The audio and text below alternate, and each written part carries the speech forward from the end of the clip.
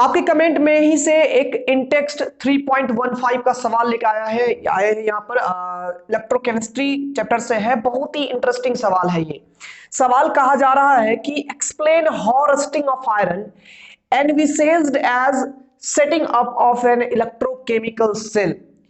तो कह रहा है यहां पर कि आप बताइए कि रस्टिंग ऑफ आयरन, ये जो रस्टिंग ऑफ आयरन है, इसको कैसे हम लोग भविष्य के लिए इलेक्ट्रोकेमिकल सेल के रूप में सोच सकते हैं।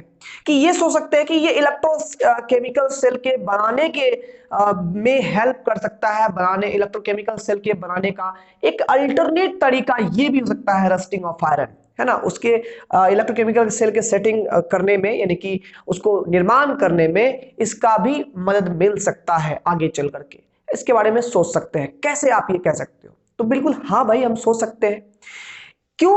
क्योंकि इलेक्ट्रोकेमिकल सेल वर्क किस पर करता है? तो ये वर्क करता है ऑटो रेडॉक्स रिएक्शन पर, जो कि अपने आप रेडॉक्स रिएक्शन होता है। एनोड से कैथोड एक इलेक्ट्रोलाइटिक सॉल्यूशन के थ्रू जब हम लोग इलेक्ट्रॉन का फ्लो होता है एक्सटर्नल सर्किट से, तो वहां करंट जनरेट होता है। तो ऑक्सीडेशन और सामने में रिडक्शन, इसी को हम लोग रेडॉक्स रिएक्शन बोलते हैं। और हमारा इलेक्ट्रोकेमिकल सेल जो है ऑटो रेडॉक्स रिएक्शन के द्वारा ही इलेक्ट्रिक करंट प्रोड्यूस करता है। तो हमने ये भी पढ़ा है कि जो रस्टिंग ऑफ आयरन है उसमें भी ऑटो रेडॉक्स रिएक्शन ही होता है। तो इसलिए सोच सकते हैं। चलिए समझते हैं यहां पर कैसे हम लोग इसके बारे में कंप्लीटली रिटन में इसका एक्सप्लेनेशन दे सकते हैं। सबसे पहले रस्टिंग ऑफ आयरन समझते हैं। रस्टिंग ऑफ आयरन में मान लीजिए ये कोई आयरन का हमारे पास रॉड है, ये आयरन का रॉड है, इसमें Fe के एटम्स है, आयरन के एटम्स है यहाँ पर, ठीक है ना। और ये सराउंडिंग से कुछ ना कुछ घिरा हुआ है, ये सराउंडिंग से मान लो यहाँ पर ये घिरा हुआ है। इस सराउंडिंग में क्या प्रेजेंट है? सराउंडिंग में प्रेजेंट है हमारे ऑक्सीजन, हमारा प्यारा सा दोस्त, कौन? ऑक्सीजन। इस सराउंडिंग में हमारे पास प्रेजेंट है ऑक्सीजन O2 के रूप में। मॉइस्चर प्रेजेंट है, मॉइस्चर किस रूप में प्रेजेंट है? H2O के रूप में प्रेजेंट है।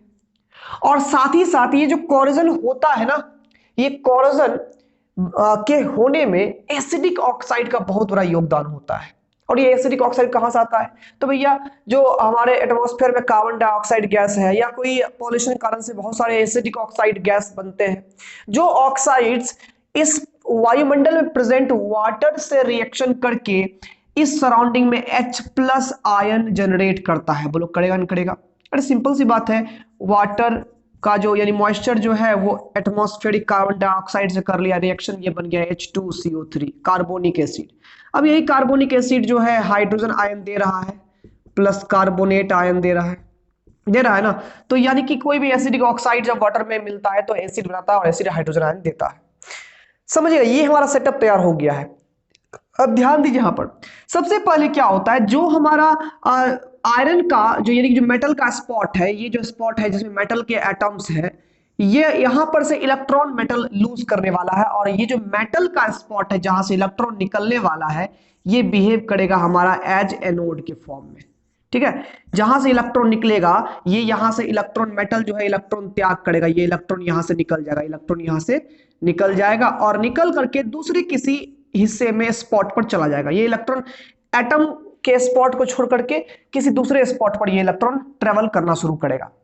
और यही इलेक्ट्रॉन जो है एटमॉस्फेयर के ऑक्सीजन को H+ मीडियम की उपस्थिति में, H+ मीडियम जैसे मिलेगा इलेक्ट्रॉन को, उसकी प्रेजेंस में ही ये ऑक्सीजन को रिड्यूस कर देगा। तो ऑक्सीजन पर होगा रिडक्शन। और हम लोग थ्योरी पर है, जहां जिस स्पॉट पर रिडक्शन होता है वो स्पॉट हमारा कैथोड होता है। यानी कि ऑक्सीजन वर्क करेगा किसके जैसा? कैथोड के जैसा यहां पर वर्क करेगा, ठीक है।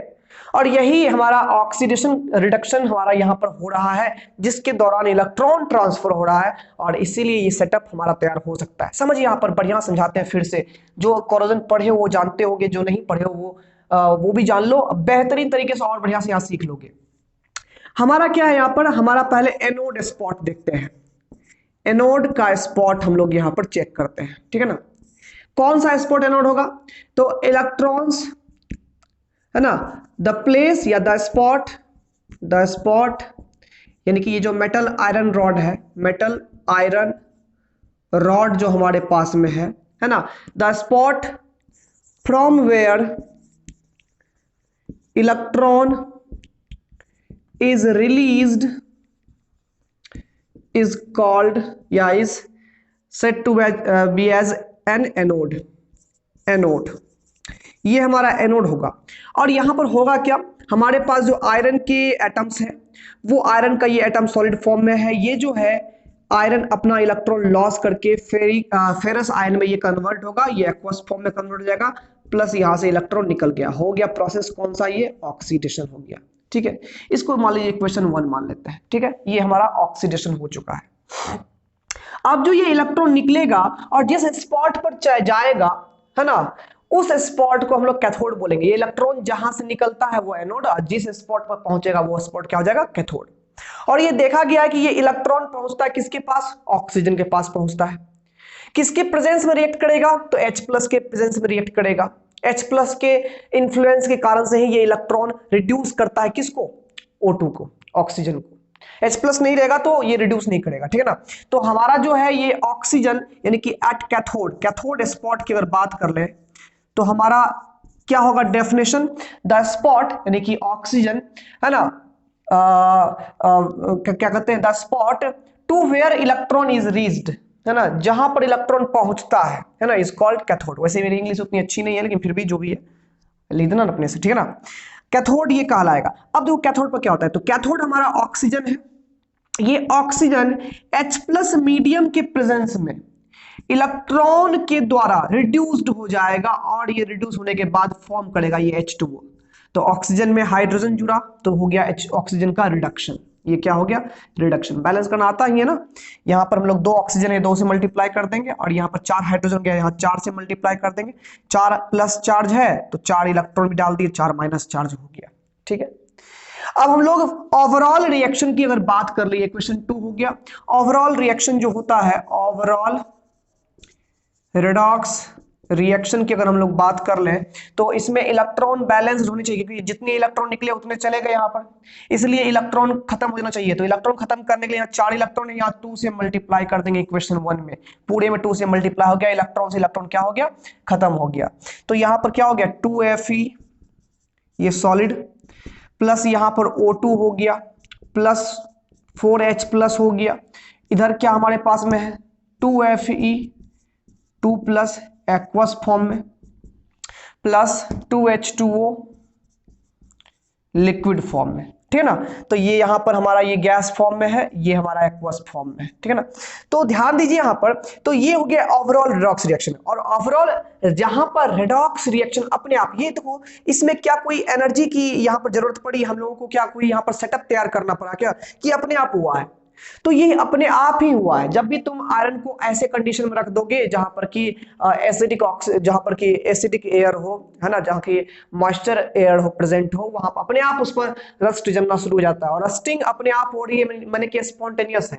और जहां स्पॉन्टेनियसली रेडॉक्स रिएक्शन हो रहा है, बिल्कुल ऐसे ही स्पॉट, ऐसे ही हम लोग जो है सेटिंग की जरूरत पड़ती है इलेक्ट्रोकेमिकल सेल में। और इसलिए ऐसा कह सकते हैं कि हमारा जो रस्टिंग ऑफ आयरन है वो भी फ्यूचर के लिए हम लोग इलेक्ट्रोकेमिकल सेल के सेटिंग अप में यूज में ला सकते हैं। ओवरऑल अगर हम रस्ट की बात कर ले तो ध्यान देना, यहाँ पर होता क्या है कि जो फेरस आयन है, ये फेरस आयन एटमॉस्फेरिक ऑक्सीजन में फर्दर ऑक्सीडाइज होकर के फेरिक आयन बना लेता है, यानी कि फेरस आयन Fe2+ जो है ये ऑक्सीडाइज होकर के Fe3+ बना लेता है। और ये Fe3+ जो है, Fe3+ जो है वो फर्दर H2O के साथ रिएक्शन करके Fe2O3 ferric oxide, ferrous ion का ऑक्सीडेशन हो गया फेरिक आयन में और फेरिक ऑक्साइड बन गया। फेरिक ऑक्साइड यहाँ पर वाटर से रिएक्शन करके ये एटमॉस्फेरिक ऑक्सीजन में, ठीक है ना, यहाँ पर फेरिक ऑक्साइड XH2O बनता है, और यही हमारा जो है रस्ट डेवलप हुआ। यही हमारा क्या कहलाता है, रस्ट कहलाता है। तो फाइनली रस्टिंग यही है। और रस्टिंग कैसे हुआ तो आपने देखा ही, इसमें ऑटो रेडॉक्स रिएक्शन जो हुआ वो हमारे लिए काम का चीज है। इसी को देखते हुए हम लोग अनुमान लगा सकते हैं कि ये इलेक्ट्रोकेमिकल सेल के लिए सही सेटिंग है। ठीक है, तो उम्मीद करते हैं समझ में आया होगा। कमेंट जरूर करना, लाइक करना वीडियो को, और चैनल पर नए हो सब्सक्राइब करके देना, दोस्तों में शेयर भी करना। मिलते हैं हम लोग अगले वीडियो में।